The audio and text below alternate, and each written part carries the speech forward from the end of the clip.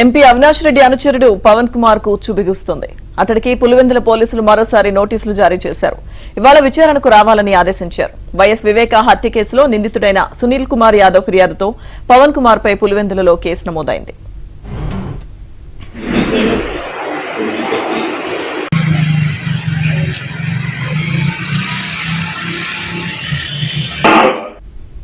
ఇదే అంశానికి సంబంధించిన పూర్తి సమాచారం మా ప్రతినిధి శ్రీనివాస్ అందిస్తారు. శ్రీనివాస్, ఏంటి అప్డేట్స్?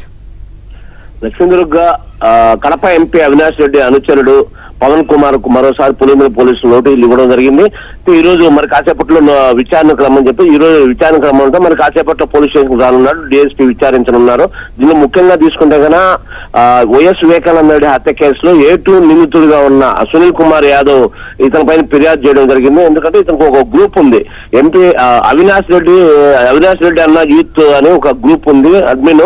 ఈ గ్రూప్ కి అడ్మిన్ అతను. ఈ సోషల్ మీడియాలో ఇటీవల ఈ హత్య సినిమాకు సంబంధించి ఇటీవల రిలీజ్ అయిన హత్య సినిమాకు సంబంధించి తమలో తమ తల్లిని క్రూరంగా చిత్రీకరించారని ఆ చిత్రం యూనిట్తో పాటు ఇతని పైన కూడా పవన్ కుమార్ పైన కూడా చర్యలు తీసుకోవాలని ఫిర్యాదు చేయడం జరిగింది. అంటే ఆ చిత్రానికి సంబంధించి వీళ్ళకు ఉన్న ఆ సీన్ లో అయితే ఇతని గ్రూప్ లో పదే వైరల్ చేస్తుండడంతో ఈ పవన్ కుమార్ పైన కేసు పెట్టాల్సి వచ్చింది. దీంతో అతను ఇప్పటికే విచారించారు పులివెందుల పోలీసులు. మళ్ళీ ఈ రోజు కూడా విచారిస్తున్నారు. ఈ విచారణ అనంతరం అతనిపై చర్యలు తీసుకోవాలనే సునీల్ కోరిక మేరకు తప్పకుండా చర్యలు ఉండే అవకాశాలు ఉన్నాయి.